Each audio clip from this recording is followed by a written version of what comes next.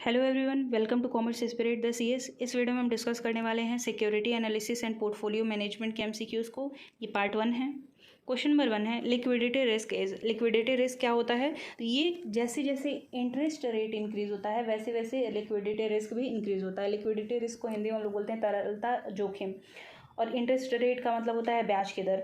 तो जब मार्केट में ब्याज की दर बढ़ने लगती है तो वैसे वैसे लिक्विडिटी रिस्क भी इंक्रीज होना स्टार्ट हो जाता है। और ये आप अपने पॉइंट ऑफ व्यू से मत सोचिएगा, किसी भी कंपनी के पॉइंट ऑफ व्यू से सोचिएगा जो एसेट में इन्वेस्ट करती है, जो शेयर्स में इन्वेस्ट कर रही है, सिक्योरिटीज़ में इन्वेस्ट कर रही है।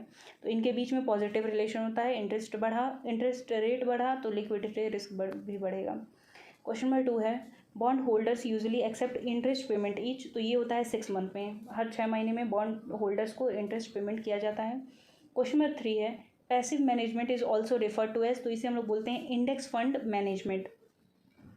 क्वेश्चन नंबर 4 है multi factor asset pricing model that can be use to estimate the dash rate for the valuation of financial asset. Financial asset के वैल्यूएशन के लिए मल्टी एसेट प्राइसिंग मॉडल में discount rate को find out करने के लिए use किया जाता है।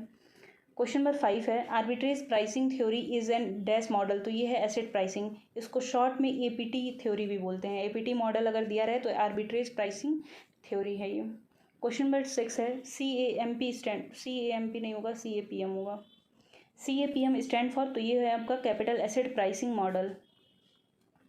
क्वेश्चन नंबर 7 है an asset risk premium is given by. Asset risk premium यानी कि किसी भी संपत्ति पर जो रिस्क होता है, रिस्क प्रीमियम का मतलब क्या है कि रिटर्न, उसको किसके द्वारा मापा जा सकता है या किससे पता चल सकता है? तो एसेट के स्टैंडर्ड डेविएशन से। जो सिक्योरिटीज़ में पैसे लगे हैं उसमें जो वेरिएंसेस आ रहे हैं उसके माध्यम से रिस्क और रिटर्न को फाइंड आउट किया जा सकता है। क्वेश्चन नंबर 8 है which of the following is an example of depreciable asset. Land, cash और अमाउंट रिसीवेबल ये डेप्रिसिएबल एसेट नहीं होते हैं, इक्विपमेंट होता है। लैंड डेप्रिसिएबल एसेट इसलिए नहीं होता है क्योंकि इसकी सप्लाई लिमिटेड है। आप लॉन्ग टर्म में अगर सोचें तो ऐसे नहीं है कि हम लोग अर्थ को बढ़ा करके फिर उसके बाद वहाँ से ज़मीन खरीद लेंगे। तो वहाँ पे सप्लाई इन इलास्टिक होने की वजह से डेप्रिसिएशन नहीं लगता है। और कैश और अमाउंट रिसीवेबल में डेप्रिसिएशन नहीं लगता, शॉर्ट टर्म के लिए ये एसेट्स होते हैं। क्वेश्चन नंबर 9 है while bond prices fluctuate. Bond के प्राइसेस मार्केट प्राइसेस हमेशा चेंज होते रहते हैं, लेकिन जो इस पर अर्निंग होती है, जो यील्ड है, हमेशा कांस्टेंट रहता है क्योंकि इस पर इंटरेस्ट मिलता है और इंटरेस्ट कुछ परसेंटेज, फिक्स्ड परसेंटेज पे रहता है। क्वेश्चन नंबर 10 है to calculate historical realised risk and return use. तो एक्स पोस्ट फैक्टो डेटा यानी कि जो ऑलरेडी डेटा है, जो प्रीवियस डेटा है, हिस्टोरिकल डेटा है, उनका यूज़ किया जाता है हिस्टोरिकल रिस्क एंड रिटर्न को कैलकुलेट करने के लिए। क्वेश्चन नंबर 11 है a price weighted index is an arithmetic mean of. तो ये रहता है करंट प्राइजेस के। क्वेश्चन नंबर 12 है a firm that fails to pay dividend on its preferred stock is said to be. तो ये बोलते हैं इन एरियर, यानी कि जिस पे डिविडेंड नहीं पेमेंट हुआ है उसे हम लोग बोलते हैं कि वो बकाया है। क्वेश्चन नंबर 13 है dash is not a money market instrument. Money market instrument क्या नहीं है? CD हो गया, ट्रेजरी बिल हो गया या CP हो गया, ये तीनों मनी मार्केट इंस्ट्रूमेंट होते हैं। ये शॉर्ट टर्म के लिए होते हैं, जो भी 1 साल के अंदर के लिए रहेगा वो सब मनी मार्केट इंस्ट्रूमेंट होते हैं। लेकिन जो ट्रेजरी बॉन्ड हो गया, डिवेंचर्स हो गए, सिक्योरिटीज़ हो गए, जैसे शेयर्स हो गया या प्रेफरेंस शेयर्स हो गए, ये सब आपके लॉन्ग टर्म के लिए होते हैं, जिनको हम लोग कैपिटल मार्केट इंस्ट्रूमेंट बोलते हैं। क्वेश्चन नंबर 14 है a bond that has no collateral is called. तो इसे डिवेंचर बोलते हैं। कोलेट्रल का मतलब आप बोल सकते हैं एक तरीके से सिक्योरिटी। क्वेश्चन नंबर 15 है the process of addition of more asset in an existing portfolio. Portfolio का मतलब होता है गुच्छा। जैसे चाबी का गुच्छा होता है जिसमें डिफरेंट काइंड ऑफ कीज़ को लगाया जाता है, लगा करके एक जगह रखा जाता है। वैसे ही किसी पर्सन के पास अगर पैसे हैं तो वो क्या करता है, अलग अलग सिक्योरिटीज़ में इन्वेस्ट कर देता है। तो जब उन सिक्योरिटीज़ में वो इन्वेस्ट कर रहा है, जैसे प्रेफरेंस शेयर में इन्वेस्ट कर दिया, इक्विटी में इन्वेस्ट कर दिया, डिवेंचर्स में इन्वेस्ट कर दिया, और कुछ बॉन्ड्स में इन्वेस्ट कर देता है, और कुछ बैंक से बोरोइंग वगैरह ये सारी चीज़ों में इन्वेस्ट कर दिया है, रियल इस्टेट में इन्वेस्ट कर दिया है, तो उन सबको इकट्ठे हम लोग बोलते हैं पोर्टफोलियो। तो यहाँ पे अगर पोर्टफोलियो में कुछ एडिशन किया जा रहा है, यानी कि एक जगह पे और वो इन्वेस्ट करने जा रहा है, तो उसे हम लोग क्या बोलते हैं? पोर्टफोलियो का रिवीजन करना, कुछ चेंजेस उसमें होंगे। क्वेश्चन नंबर 16 है dash is the amount left over after individual consumption. तो कोई भी अपनी अर्निंग का जितना कंज्यूम कर लेता है, जो पार्ट बचता है उसे हम लोग सेविंग कहते हैं। क्वेश्चन नंबर 17 है dash include expensive stock that offer big rewards but have big risk. Expensive stock है यानी कि महंगी सिक्योरिटीज़ हैं ज़्यादा रिवॉर्ड मिलने वाला है, उसके साथ साथ बहुत ज़्यादा उसमें रिस्क भी है, तो इसे हम लोग किस तरीके का पोर्टफोलियो बोलते हैं? तो ये आपका ऑप्शन नंबर सी करेक्ट हो जाएगा। कंजर्वेटिव नहीं होगा, पोर्टफोलियो अग्रेसिव पोर्टफोलियो होगा, जहाँ पे एक्सपेंसिव स्टॉक है, उसके साथ साथ उस पर रिस्क भी ज़्यादा है, रिस्क के साथ साथ जब रिटर्न भी ज़्यादा होते हैं तो उसे हम लोग एग्रेसिव पोर्टफोलियो बोलते हैं। कंजर्वेटिव का मतलब क्या है कि जैसे अगर मान लीजिए मेरे पास 100 रुपये है, तो उसमें से मैं 75 रुपीज़ या मान लेते हैं 80 रुपीज़ मैं ऐसी जगह पे इन्वेस्ट करूँगी जहाँ से मुझे ज़्यादा से ज़्यादा अर्निंग मिलती रहे, फिक्स्ड अर्निंग रहे, मुझे बहुत ज़्यादा रिस्क लेने की ज़रूरत ना पड़े, और 10-20 रुपये मैंने कहीं और इन्वेस्ट कर दिया थोड़ा बहुत रिस्क के लिए, तो वो कंजर्वेटिव होता है, यानी कि रूढ़िवादी होता है। और अग्रेसिव में होता है जो शॉर्ट टर्म के लिए, जनरली ऐसा होता है कि शॉर्ट टर्म के लिए इन्वेस्ट किया जाता है और वहाँ पे ज़्यादा से ज़्यादा रिवॉर्ड होते हैं, उसके साथ साथ रिस्क भी बहुत ज़्यादा रहता है। क्वेश्चन नंबर 18 है, an investor committed money for very short term period expect, तो ये प्राइस के फ्लक्चुएशन को से ही रिटर्न को एक्सपेक्ट करता है। जैसे शॉर्ट टर्म के लिए पैसे आपने शेयर्स में डाले, तो वहाँ पे 5 रुपये का आपने एक शेयर खरीदा, जैसे ही वो 5.5 पे गया आपने तुरंत उसको बेच दिया, तो ये क्या है कि प्राइस से जो फ्लक्चुएशन हुए, 5 रुपये का आपने खरीदा था, 5.5 रुपये का बेच दिया, तो 50 पैसे जो रिटर्न हुए हैं ये शॉर्ट टर्म इन्वेस्टर्स करते हैं।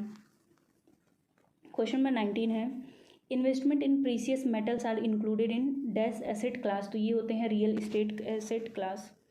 क्वेश्चन नंबर 20 है, the investment process begins with, तो जब इन्वेस्टमेंट की पॉलिसी से स्टार्ट होता है कि इन्वेस्टमेंट की पॉलिसी क्या, उसकी नीतियाँ क्या क्या हैं, क्या क्या रूल एंड रेगुलेशन है।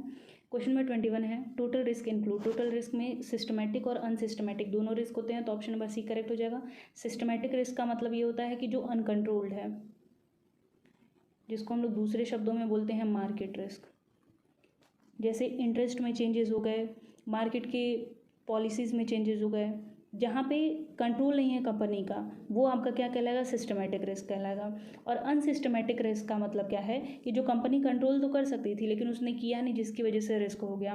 तो यहाँ पे आप याद किस तरीके से कर सकते हैं, अनसिस्टमेटिक है तो वो कंट्रोल्ड है और सिस्टमेटिक है तो वो अनकंट्रोल्ड है, दोनों एक दूसरे के अपोजिट हैं। क्वेश्चन नंबर 22 है, सिस्टमैटिक रिस्क में क्या क्या सम्मिलित है, तो market risk, interest, purchasing power, ये तीनों सम्मिलित है। जहाँ पे मार्केट की बात आ जाएगी, जहाँ पे कंपनी कंट्रोल नहीं कर सकती, वो सब कुछ सिस्टमैटिक रिस्क होता है।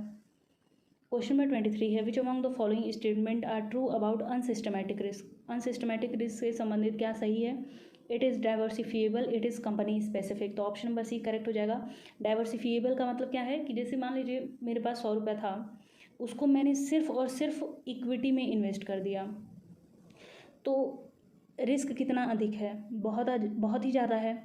अब थोड़ा सा मैंने माइंड लगाया कि 100 रुपये को मैं क्या करती हूँ, 70 रुपीज़, अगर मुझे बहुत ज़्यादा रिस्क लेने का मन कर रहा है तो इक्विटी में इन्वेस्ट कर देती हूँ, और 25 रुपीज़ मैं ऐसी जगह पे इन्वेस्ट कर देती हूँ जहाँ से मुझे पता है कि फिक्स है कि वहाँ से मुझे इंटरेस्ट मिलने वाला है, मुझे अर्निंग मिलने वाली है, तो मैंने अपने रिस्क को बांट दिया है। तो अनसिस्टमैटिक रिस्क डाइवर्सिफिएबल होता है, उसको हम लोग बांट सकते हैं, उसको कम कर सकते हैं, कंट्रोल किया जा सकता था लेकिन नहीं कर पाए, और ये किसी कंपनी से संबंधित होता है, किसी कंपनी विशिष्ट से संबंधित होता है, तो ऑप्शन नंबर सी करेक्ट हो जाएगा।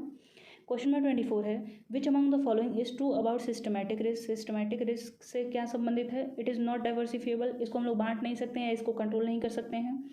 इट्स मेजर इज बीटा, तो ये आपका हो जाएगा option number D, both A and C. Non diversifiable होता है, कंट्रोल नहीं किया जा सकता है, और इसके जो मेजरमेंट होते हैं उसे हम लोग बीटा बोलते हैं, और बीटा को अगर क्वेश्चन में आपके ये बोल दे कि रिस्क को किससे डिनोट करते हैं या रिस्क को किससे कैलकुलेट करते हैं, तो बीटा शब्द का प्रयोग वहाँ पे होता है। CAPM मॉडल में सबसे अधिक बीटा शब्द का प्रयोग होता है। क्वेश्चन नंबर 25 है, according to Graham a stock should have current ratio of at least, तो इन्होंने सजेस्ट किया था कि करंट रेशियो एटलीस्ट 2 होने चाहिए।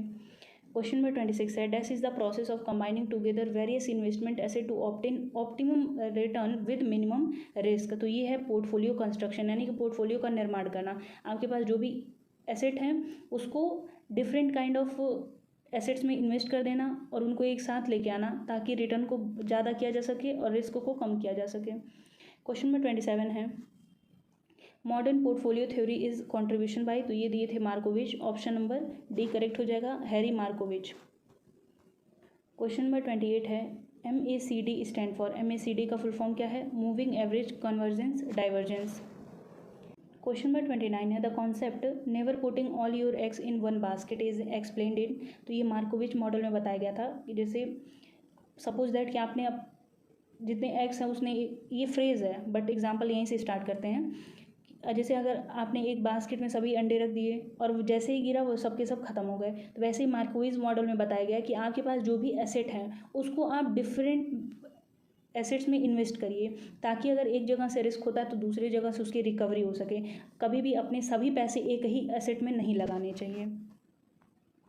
क्वेश्चन नंबर 30 है, who introduced mean variance analysis in portfolio theory. Portfolio theory में mean variance analysis Harry Markowitz ने यूज़ किया था।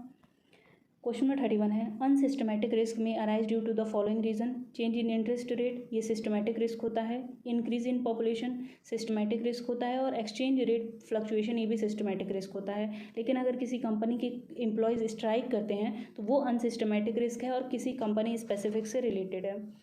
क्वेश्चन नंबर 32 है, higher standard deviation in an indicator of. Higher standard deviation का मतलब क्या है कि ज़्यादा रिस्क होगा और उसके साथ साथ ज़्यादा रिटर्न भी होंगे। रिटर्न को कहीं कहीं हिंदी में प्रत्याय बोलते हैं।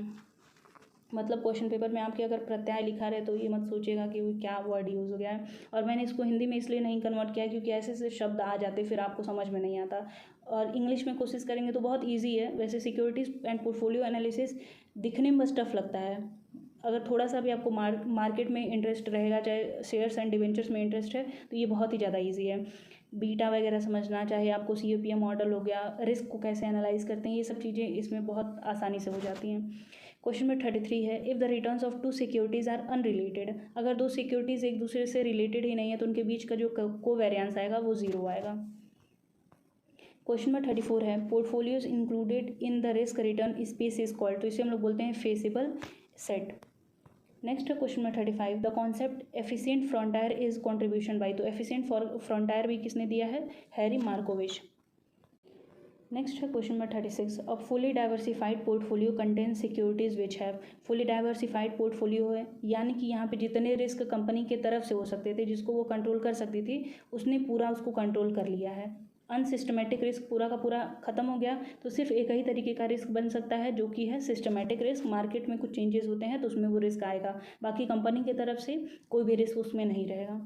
क्वेश्चन नंबर 37 है, dash is the measure of risk in case portfolio with to securities. जब दो सिक्योरिटीज़ रहते हैं तो उस समय पे रिस्क को किस तरीके से मेज़र किया जा सकता है, स्टैंडर्ड डेविएशन के माध्यम से।